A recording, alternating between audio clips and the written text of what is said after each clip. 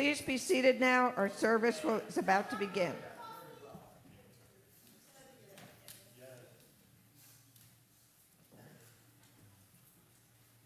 Good morning, everyone, here in the sanctuary and those watching virtually. Welcome to the Unitarian Universalist Congregation of the South Jersey Shore. We ask that you please place your cell phones in worship mode. Thank you. Thank you for joining us. We who bring a teaching of hope, who welcome all in our doors, the joyful, the heartbroken, atheists and Christians, Muslims and Jews, straight and gay, lesbian, bisexual, queer, transgender, all who are searching, seeking, looking for more meaning, more service, more love. All of us gathered here together. My name is Marcia Hanna, and I'm your worship associate for this morning. I'm a charter member of this congregation and currently serve as the chair of the nominations committee and the coordinator for the Spirit in Practice group. Our worship service today is led by Reverend Cynthia Kane.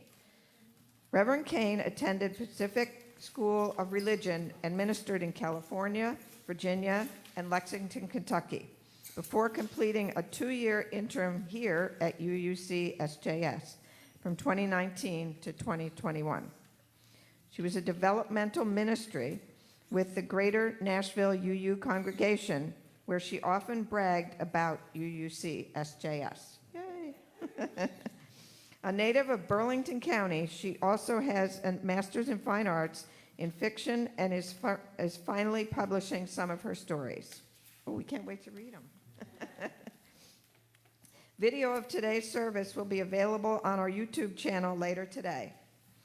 To those gathered live on Facebook, we welcome your comments as well as your joys and sorrows on the platform. Please remember that this video will be on the internet, so do not share information that is best kept private. There are a few announcements this week. We will hold our Blue Jean Sunday on May 7th, right after service. The work needed includes dusting, scrubbing, windows, yard work, and mulch spreading. Folks who are comfortable with heights are needed to help with some tall items. Contact Barbara Miller or Richard Schurig for more information. There will be no coffee hour that day, but lunch will be served for the volunteers. There are some auction events scheduled for May and June that have some unsold spaces that you may purchase. Opportunities include a lovely brunch in Janet Longo's garden, which I highly recommend, by the way. Yeah. Helen and Paul Utz's famous wine tasting with a full-course dinner and wines selected for each course. And that is next Saturday, and there were 5 spaces left early this morning, so if you want to sign up, please do so today. Let's see, where was I? I'm sorry. I lost my place because I went off script. A chance to visit the Connors Native Plant Garden and observe various pollinators. And a chance to make your own jewelry with Deb Dagavarian instructing you. Please visit the back table to see the fuller description and follow the instructions to sign up.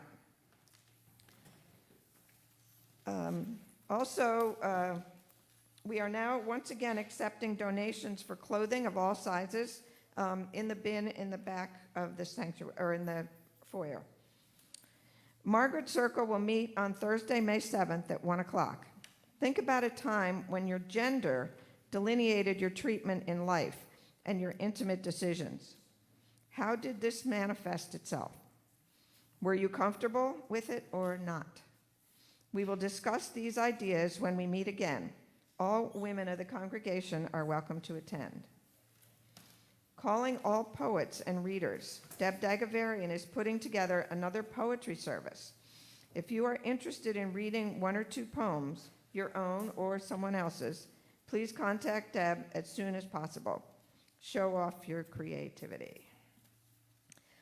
Speaking of creativity, the Greenlight Coffee House is making a comeback. We need people who are interested in making this happen. For those of you who don't know what the Greenlight Coffee House was, it was a one Friday a month evening at UU Center offering entertainment for UUs and the general public. We drew musicians, poets, and comics from all over the area to entertain whoever was here. We served coffee, tea, and light snacks. It was fun and a chance for anyone to sing, dance, speak, or whatever, all in front of an appreciative audience. Anyone who wants to talk about this and bring it to fruition, please come to the planning meeting on Sunday, May 21st, after service. We need your thoughts. Sign-ups have started for the June 3rd Circle Dinner, the final dinner of the spring. Circle dinners are a great way to get to know UU members and friends in a relaxed, small group atmosphere. Please consider joining us. The sign-up sheet is on the table at the rear of the sanctuary. If you have any questions, please see Marie or Betsy. Marie's around somewhere. Oh, Marie or Betsy. Okay. Join us next Sunday for Creativity and Connection with Jessica Dunn Sassanoff. John Keats said, "The problem of the world cannot possibly be solved by skeptics or cynics whose horizons are limited by the obvious realities. We need those who can dream of things that never were. Bring your doubts, your worries, and your insecurities to this all-age make space service. Creativity can be difficult when done alone, and the world's problems look so big. The secret to creative self-expression, staying connected with each other. So join us for the service of problem-solving, creativity, and community building." Welcome to worship.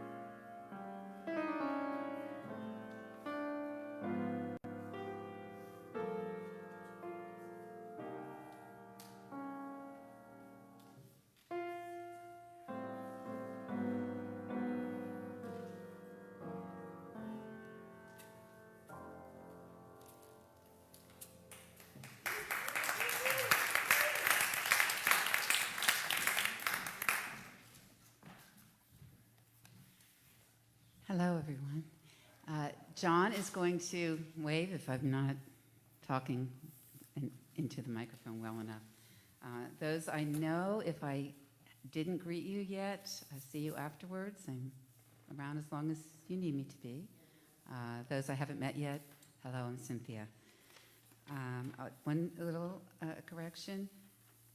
I was here from 2014 to 2016, and I was in Nashville from 19 to 21, yeah.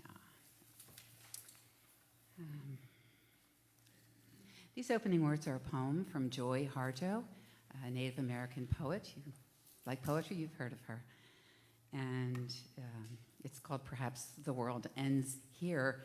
And think about how, I'm going to refer back to it when I give the talk. Think about how is the congregation, the meeting space, church, if you will, how is it like the kitchen table in this poem?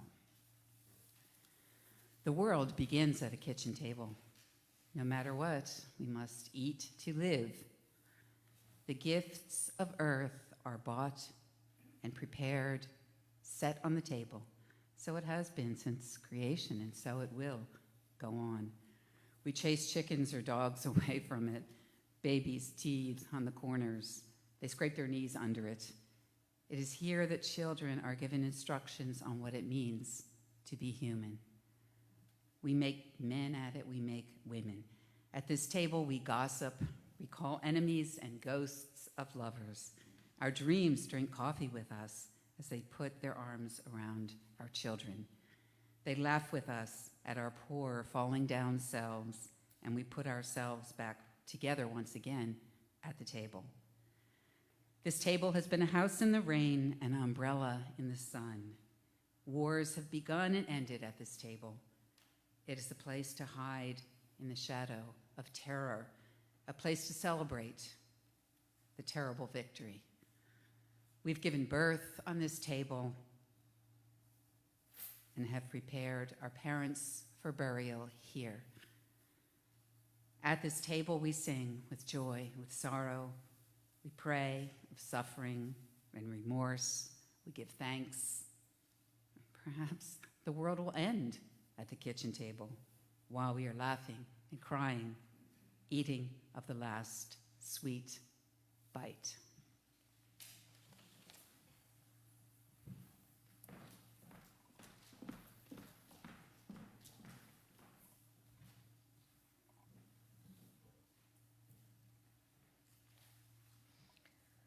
Our chalice lighter today is Denise O'Meara.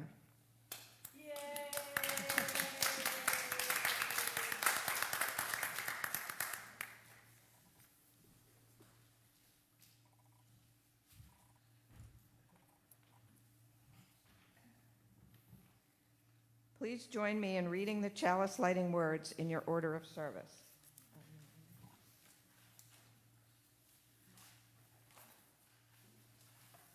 Little technical difficulty there. This is a house of reflection and contemplation, of joy and sorrow, friendship, sharing, and laughter.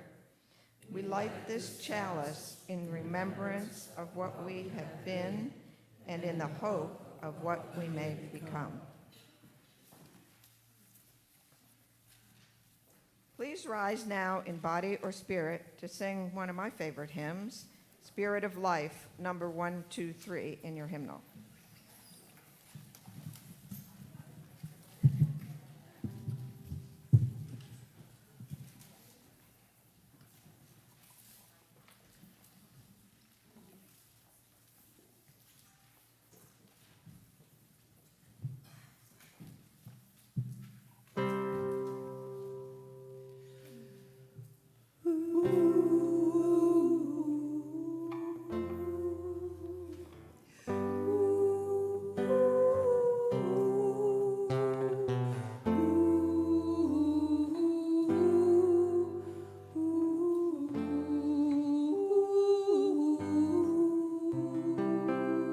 Wait, we have to do that again. We did it so good at rehearsal, and it was my fault, so I'm taking it.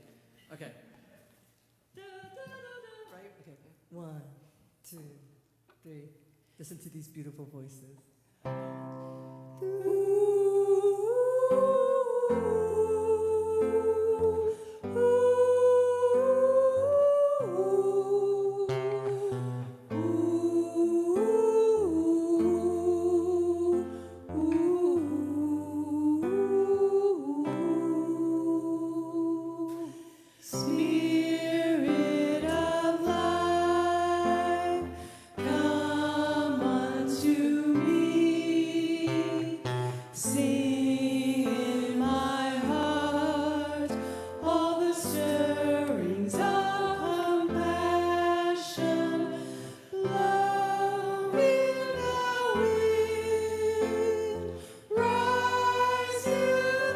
sea, moving ahead, giving life the shape of justice.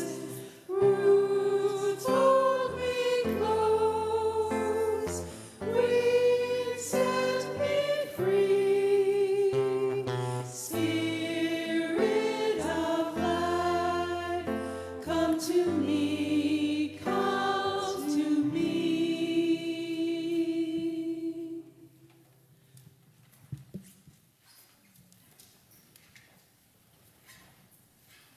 We will now light the children's religious education lantern.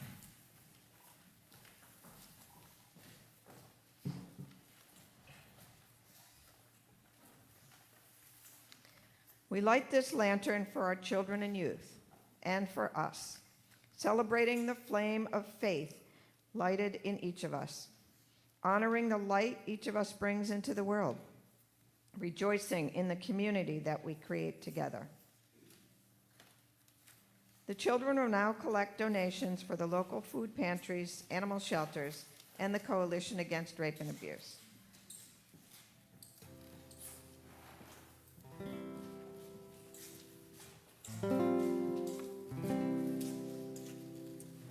Go with wisdom, go with wonder, go to meet another day.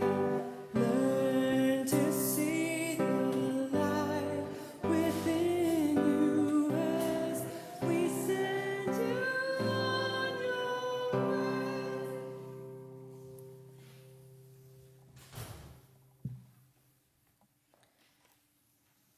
A book is provided in the foyer in which you are encouraged to write whatever joys and sorrows you have. I will now read what you have shared. Barbara Dunn, Jessica's mom, has been in the hospital all this week. She will be moving to rehab center sometime this week. Jessica Dunn wrote that. Many thanks to Marie and Jeff Taylor for hosting a wonderful circle dinner. And thanks to all who participated in a very enjoyable evening, Sue and Julie. Let us share in a quiet time of reflection on our week. During the musical interlude, you may come forward and place a pebble in the water to acknowledge a personal joy or sorrow.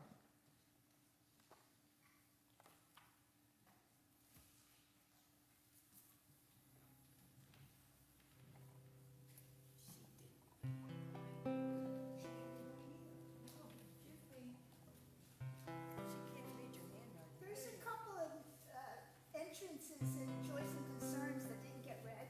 Oh, really? I'm sorry. Oh.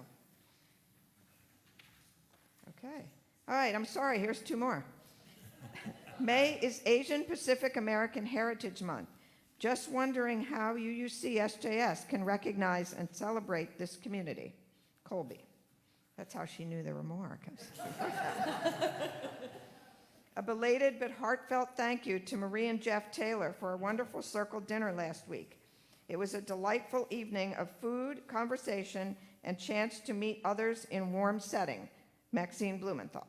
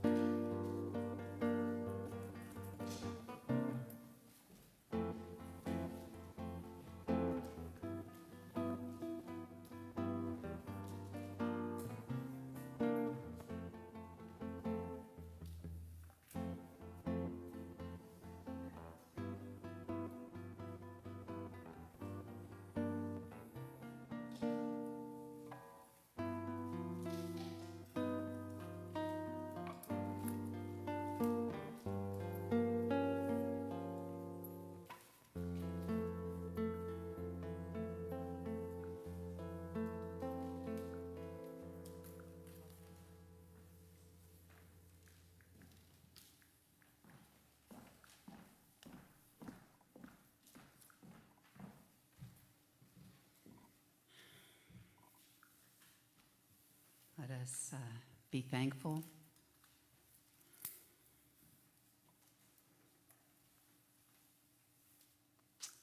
May the sorrows of all who shared their sorrows and all who bear their sorrows silently be lightened by knowing you're not alone. May you take the time and make the time to notice the joys. Even if you don't have any joys, notice the joys of others. There is joy. May all who gather here be blessed with health, with peace of mind, with good memories, and with good thoughts toward one another and toward the future. May we never forget that the world is so much bigger than any of us, and that suffering is everywhere. And even when we feel helpless against that suffering, may we never forget that we can hold in our hearts and in our minds those who suffer. So may it be.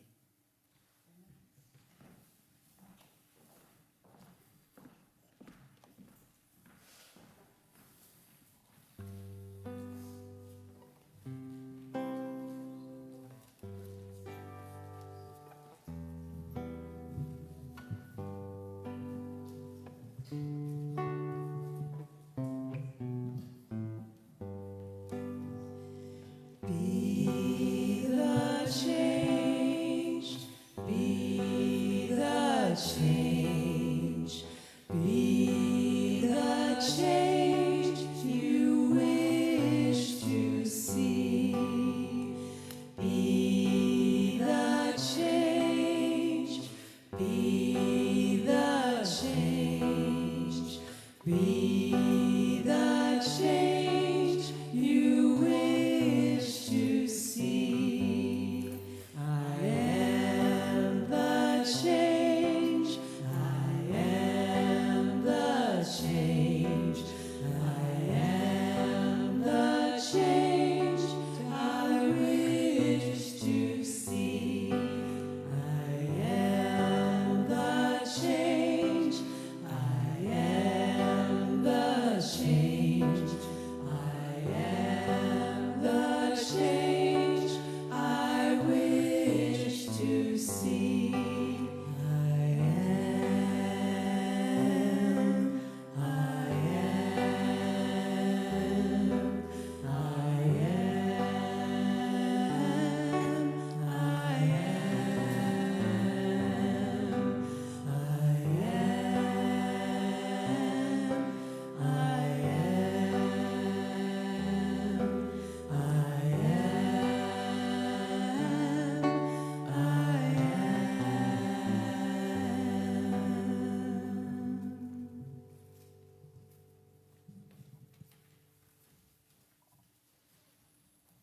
Thank you, that was beautiful. The offering is the sacrament of the Free Church. It is supported by the voluntary generosity of all who join with us. More than 80% of our annual budget is supported by direct pledges and donations collected through our in-service offering.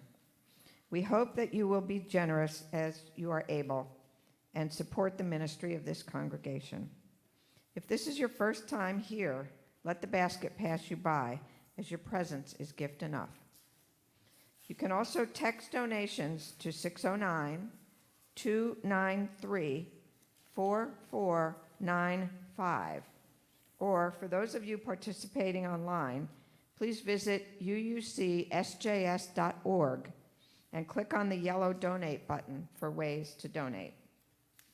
The gifts of the congregation will now most gratefully be received. The ushers will now collect the offering. Thank you.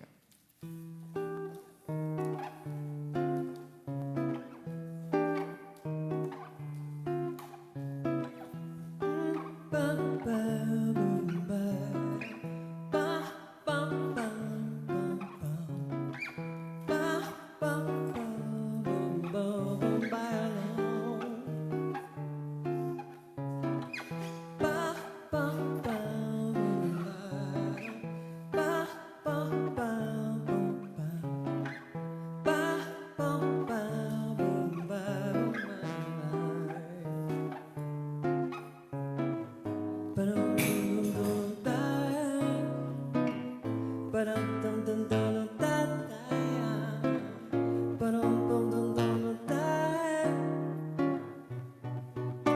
some dangerous water.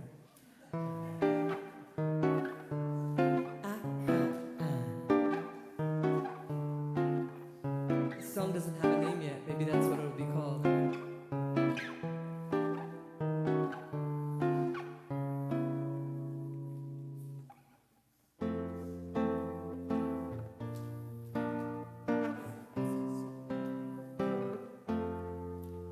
From you I receive, to you I give, together we share, and from this we live.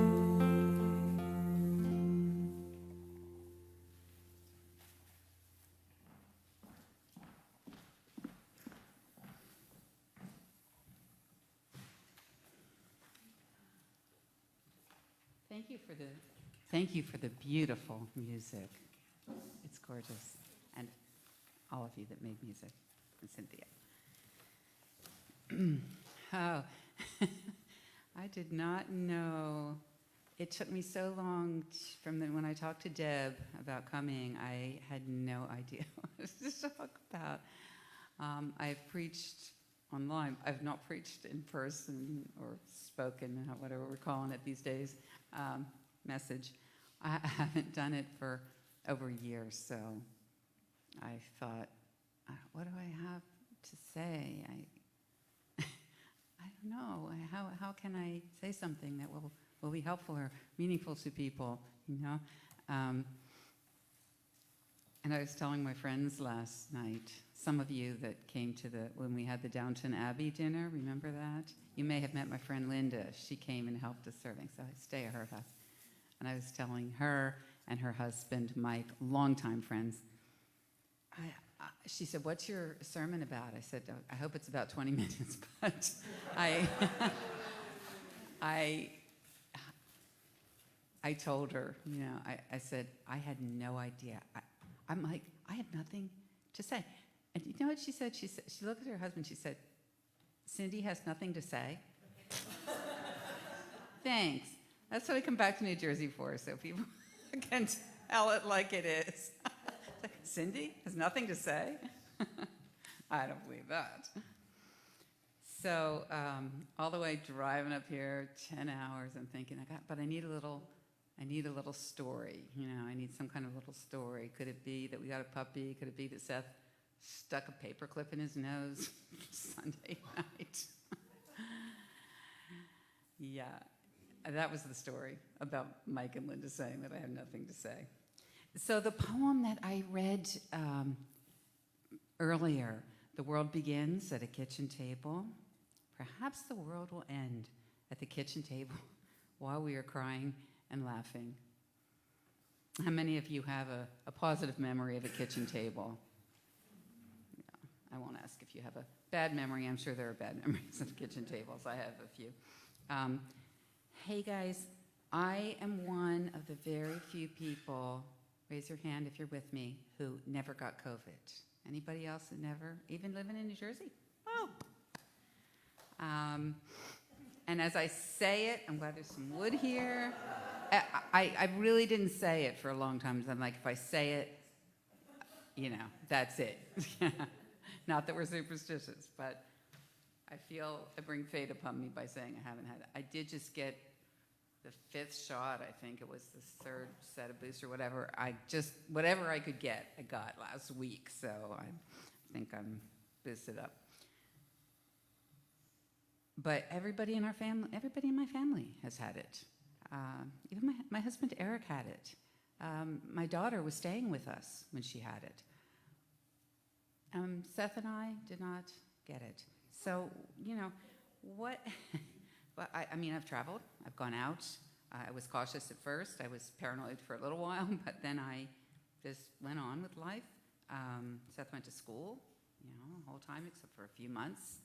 I wore a mask for another year, even though half the time it was down under his nose, the same nose he just stuck a paperclip in and had to go to the emergency room for. Seth, okay, some of you don't know. I'll just say this now so I don't, when I'm chatting, I can just... Seth, I probably talked about a lot when I was here. He's my bonus child. We took him when he was 4, and he's going to college next year, and he's autistic. So it has been, last 2 years I've stayed home, to help him get ready for that. So I heard that people like us who haven't had it, sometimes called super dodgers, novids. I didn't even know the word. COVID virgins. Research actually does indicate, it hasn't been proven for sure, but indicates that possibly, not unlike the gene that was found to render some people immune or very resistant to HIV, there may be a gene or genes that, gene marker, that renders some people very unlikely to get COVID. And we're still learning, or at least to have any symptoms. And then again, maybe I've just been lucky and some of you have been lucky. I do live in Kentucky, where supposedly Mark Twain said, although this has been questioned too, he wanted to be in Kentucky when the world came to an end because everything happens 20 years later there.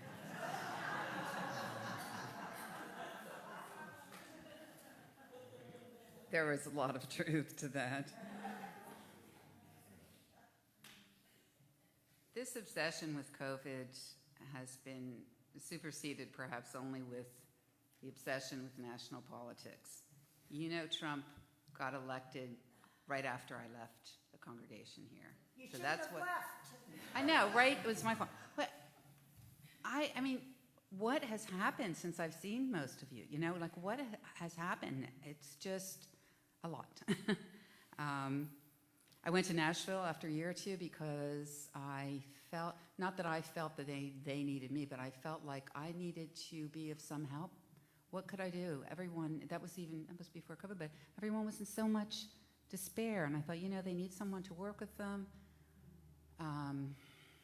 Maybe I can be of help to people to get through this horrible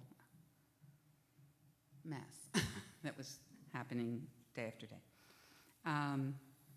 We've been assaulted by wave after wave of bad news, environmental problems, predictions of doom. I think that we have endured a pandemic of the spirit from which nobody can claim to be immune. At the same time that we came face to face with the fragility of all life, you may not have had it, you may have had it, but almost everyone lost someone or knows of someone who shouldn't have died. We were confronted, I think, even more squarely with the harsh reality of climate change and the imminence of climate disaster. It's a lot. It's a lot. The reality is, every one of us will die. And that's why I love Unitarian Universalism, because I feel like our faith begins with accepting that. We're not in here trying to live eternally. If you believe in eternal life of some kind, that's fine, I'm okay with that. But that's not why we're Unitarian Universalists. We're here about this world, this life. And we accept that death will be an end. We start from that. Start from that. And yes, in time, hope a long time, but this earth will no longer exist at some time. Aren't you glad I came here to give you this good news? It's coming. But, the same resources that we use to build resistance to these overwhelmingly harsh truths can also strengthen our spirits.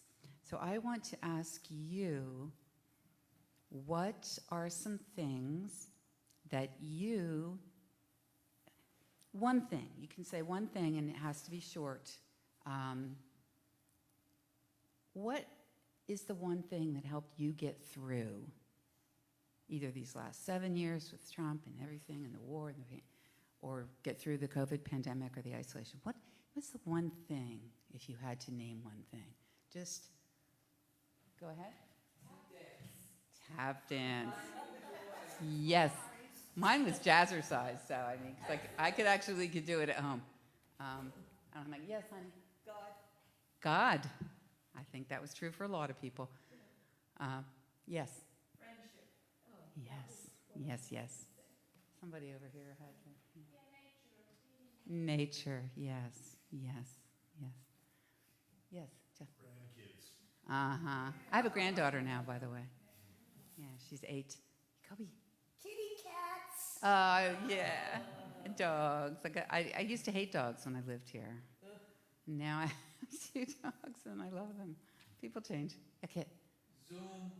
Oh, I mean, what if we had all invested in Zoom? No, I'm just kidding. What if Zoom had not existed, you know? We were able to be together. We were able to accomplish things. Yeah. Yes. Yeah. Yoga and meditation. Yes. A spiritual practice. Yeah. My wife, Sue. Your wife. Yes. A partner, a spouse, a loved one. Absolutely.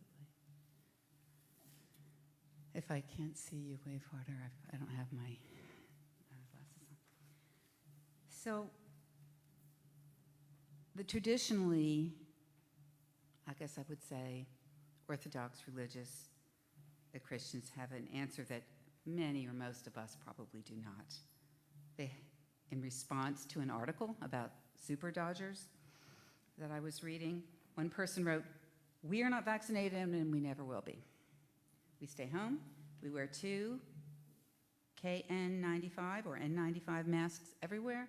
We don't have company over, we don't eat at restaurants or bars, we avoid big crowds, we pray to God. We wash hands, sanitize, wear gloves, and touching things like the mail, doorknobs, etc. We work out, we take herbs and vitamins, we eat healthy, we use Instacart, we wash groceries down with bleach and water, common sense things." Another person wrote, "Jesus has kept us safe. He lives here and goes wherever we go." Facts. So for the people who wrote these are common sense things and facts. You know, one of the greatest assaults to our spiritual well-being, by which I mean our sense of hope for the future, our faith in God or in humankind, our trust in this universe, has been the onslaught of lies, deceptions, the lack of common sense, the complete abdication of reason, logic, and intellect. Saying those things are fact. I mean, they're facts for you that Jesus goes everywhere with you, but that's not a fact for everybody. So how do we vaccinate our spirit? How do we build resistance? I've got the word resistance in there since it's your monthly theme. Is it resistance? I think, anyway. How do we build resilience for our spirits? Cultivate a spiritual practice. Doesn't have to be yoga and formal meditation. You need to hear better? Okay. It can be gardening. It can be cooking. It can be friendship. It can be volunteering. We isolate from toxicity. We limit news. After a little while, my husband and I decided we were no longer going to watch MSNBC 24/7. You know, only so much, just so much. I want to know what's going on, but I don't want to be so inundated. Limit social media. Some days I'm not very good at that. I live in the middle of nowhere, and that's how I see and talk to people. And limit our exposure to toxic people. Negative toxic people, and also overly positive people. You know there's such a thing as toxic positivity? I don't know. Probably in New Jersey it's not as big of a thing as it is in Kentucky. I went to ShopRite, and the guy was like, I can't find where's the pharmacy? I needed to get something. He's like, over there. And I'm like, if I was telling my friend, I know I'm in New Jersey. 'Cause if I had been in Kentucky, they would have been like, oh, honey, let me take you. I'll take you over there, you know. Even before I had gray hair. I mean, it's like, it's not always genuine, you know, but toxic positivity it can be gaslighting. It can actually be gaslighting. And stop it, you know, stop it. You don't have to be positive about everything. A contrast, a counterpoint to that might be what Viktor Frankl called tragic optimism. Tragic optimism. If you haven't read or listened to Frankl's Man's Search for Meaning in the last, 7 years or 10 years, you can listen to it on, Spotify, on book. Someone with a wonderful British accent reads the book. It's really apropos for this time. He went to 4 different concentration camps. He saw everything that happened in the Holocaust. And yet, he eked out a philosophy of human hope and human kind and human goodness.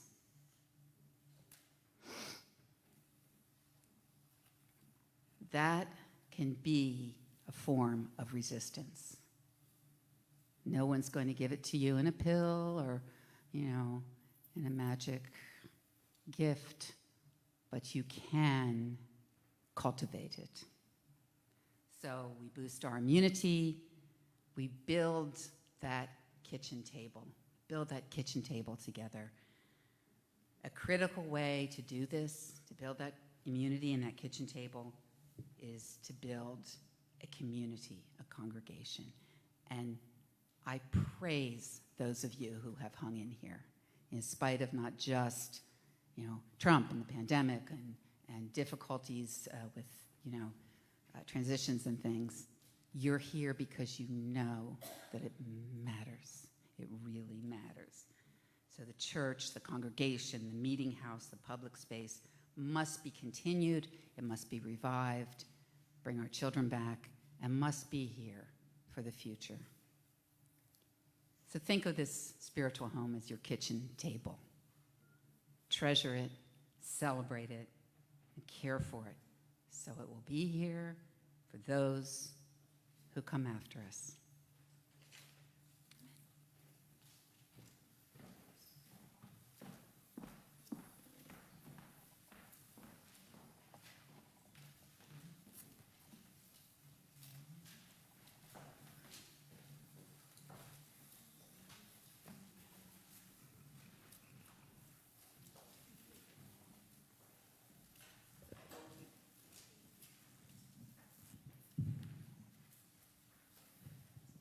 Please rise in body or spirit or both for the closing hymn, number 311, Let It Be a Dance.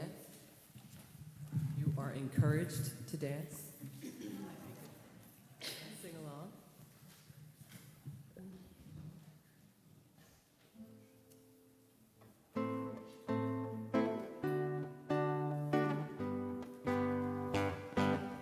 Let it be a dance we do. May I have this dance with you through the good times and the bad times too. Let it be a dance. Let a dancing song be heard. Play the music, say the words, and fill the sky with sailing birds. Let it be a dance. Let it be a dance. Let it be a dance. Learn to follow, learn to lead. Feel the rhythm, feel the need to reap the harvest and the seed. Let it be a dance. Everybody turn and spin. Let your body learn to bend.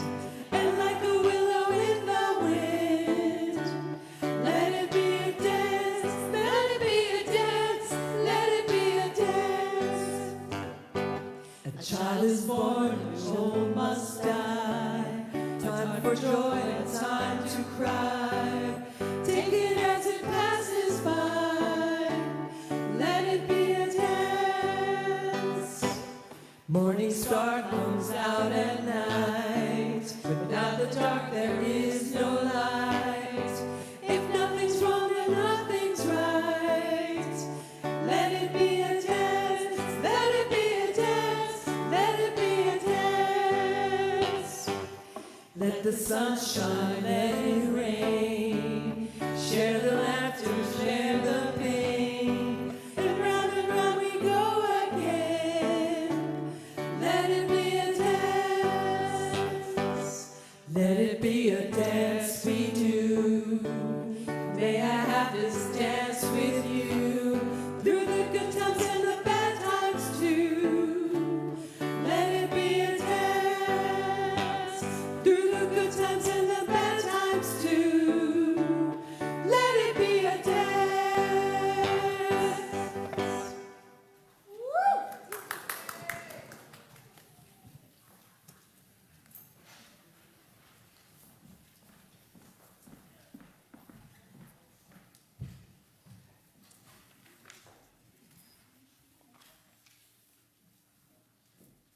Hey, I feel like the press secretary up here looking through the, the press secretary looking through the notebook.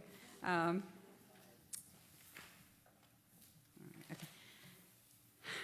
Closing words. It's a poem. I couldn't decide between two for the opening, so you get another poem for the closing. This is a poem by Ada Limon. She's our National Poet Laureate. She lives in Lexington, so close to me. I mean, close to where I live. And she's going to have a second term as the Poet Laureate, which is a first. This is called What It Looks Like to Us and the Words We Use. Ada Limon. All these great barns out here in the outskirts, black creosote boards knee-deep in the bluegrass. They look so beautifully abandoned, even in use.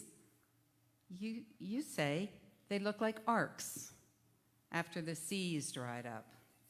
I say they look like pirate ships, and I think of that walk in the valley where Jay said, "You don't believe in God?" And I said, "No. I believe in the connection we all have to nature, to each other, to the universe." And she said, "Yeah, God." And how we stood there, low beasts, among the white oaks, the Spanish moss, spider webs, obsidian, shards stuck in our pockets, woodpecker flurry, and I refused to call it so. So instead, we looked up at the unruly sky, its clouds in simple animal shapes we could name, though we knew they were really just clouds, disorderly and marvelous and ours.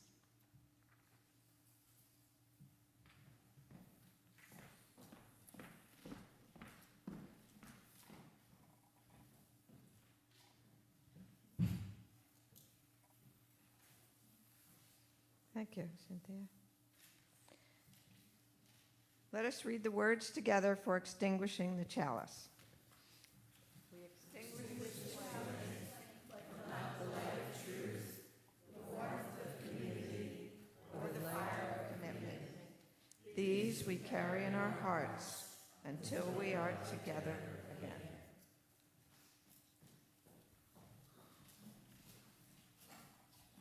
A special shout out of thanks to the choir that got here extra early so we could go over some of these songs, and they're doing such a beautiful job, don't you think?